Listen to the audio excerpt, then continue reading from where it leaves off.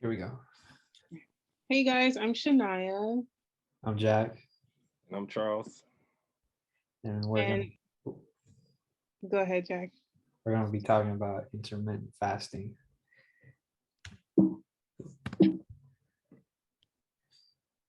Okay, so does it really work? Time restricted eating, which is basically intermediate fasting, may help prevent certain things like cardiometabolic diseases and obesity, but it does not guarantee weight loss. It does optimize the levels and functions of certain hormones, and your lifestyle prior to time restricted eating during and after this process matters a lot. Like the times you choose to eat during the day and how much you eat does play a role in the results that you'll see and how your body reacts. So I'm covering the science of fasting. First, what is fasting? Fasting can be seen as a diet program or seen as religious practice. In this study, it was seen as a diet program. The goal of two groups and why is it significant? First, I'm going to give off the data and what we got. The group is split into two groups, the TRE, time restricted eating, which they ate for 8 hours and rested for 16. And CMT is consistent mealtime. They ate 3 meals a day, spread it out. The evidence we saw between these two is that there was no significant differences in weight loss, even though CMT lost 0.26 kilograms, which is about 6-7 ounces, and TRE lost about a pound, 2 pounds. Why is this important to know that they said there was no significant difference?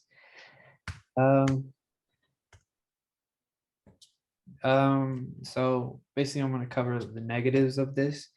And during this 12-week program, the TRE bodies went through a really bad change compared to their counterparts, the CMT. So our body's first goal is to preserve our glucose-dependent tissue, which is our red blood cells, our brain cells, and our CNS. So first, their bodies, I'm going to give a summary. First, their bodies is mostly depleted of carbohydrates, which the body will start to use our reserve 2 months amino acids to make glucose and ATP. Next, our body will use the ketone and muscle mass that we have in our body and its proteins. We face a metabolic challenge because we can't use glucose from fatty acids. Our brain will start to also have an anti-starvation strategy, aka glucose sparing mechanism. It goes to ketones, which we already use for our livers to use into the bloodstream. And fatty acids, again, will be put into our brain and spread out to the body. So breaking it down into what happened to them to days, weeks, and 3 months. So first, our body will try to save muscle mass. They try and use that for last by using metabolized amino acids to produce ATP and glucose. After just a couple of days, ketone bodies start to ramp up, which is not good because our brain will start to rely on that and the body will too. A few weeks go by, the TRE bodies will start to ratchet down, meaning like their body is going to use other parts and slow down stuff. So we start to lose blood pressure goes down, temperature, our pulse rate, our metabolism, which we know as metabolism is what breaks down the food and spreads it throughout our body, nutrients. Next, our bodies will deplete vitamins B and C. And basically, those are functions for our B, functions for the brain and cell metabolism. Vitamin C is repairs all body tissues and makes us healthy. Next, our body will start to use the stored fatty acids, like I talked about, for fuel. And ketone will be used throughout the bloodstream and nervous system. Next is months, which starts to take away the muscle mass, which is why we see that they lost a little bit more weight, is because they lost really more muscle than they did fat. And then our organs like kidneys, heart, and brain tissue is affected by this. And here's a chart from the book I got of how everything is broken down and how our body is solely from weeks, just going down. There's no positives, really. Yeah. Okay, so recommendations from the article. People interested in intermittent fasting should seek guidance from a physician first to ensure it is a safe eating plan for them to follow. One of the risks for of intermittent fasting is that it can cause low blood sugar levels for people with diabetes. So monitoring the blood sugar closely and knowing which medications that may need to be altered during this time is vital for intermittent fasting.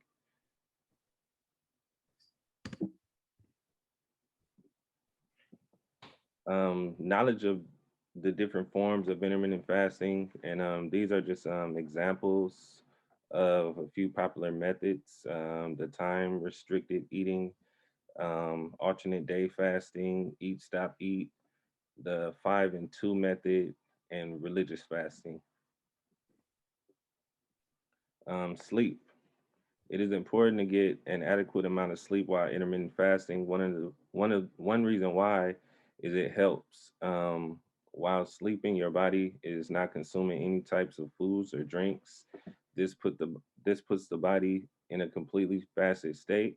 So if you're getting a good night's rest of 8 hours and following a method of 16-hour fasting and an 8 hour eating window, skipping breakfast or having your first meal around lunch would be an example of how most people intermittent fast. Managing stress. Managing stress and not overworking your body during these times are important. Intermittent fasting can cause the body to produce cortisol.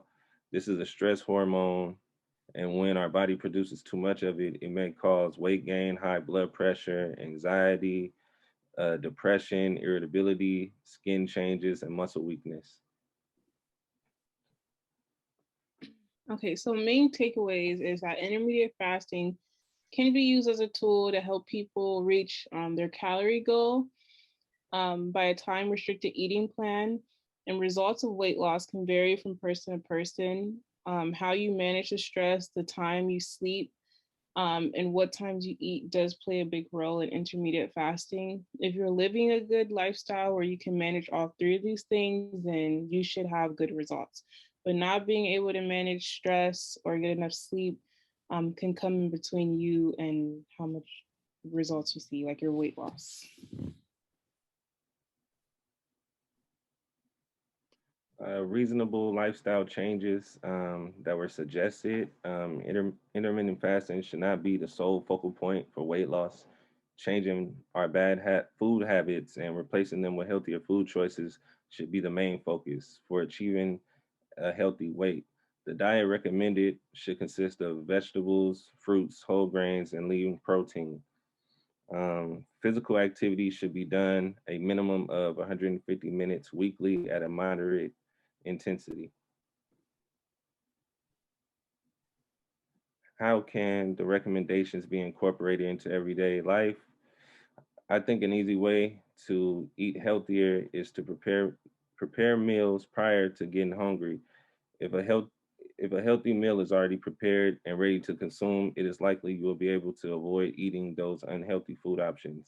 Instead of eating candy or processed foods for snacks, eat fruits that provide flavor that can curb your cravings for something sweet. Making water your drink of choice helps get rid of those empty calories we usually consume from sodas. If you feel hungry between meals, you might just be thirsty. So keep a water bottle with you and stay hydrated as much as possible. And the active portion game, our three questions are: what is one negative of intermittent fasting?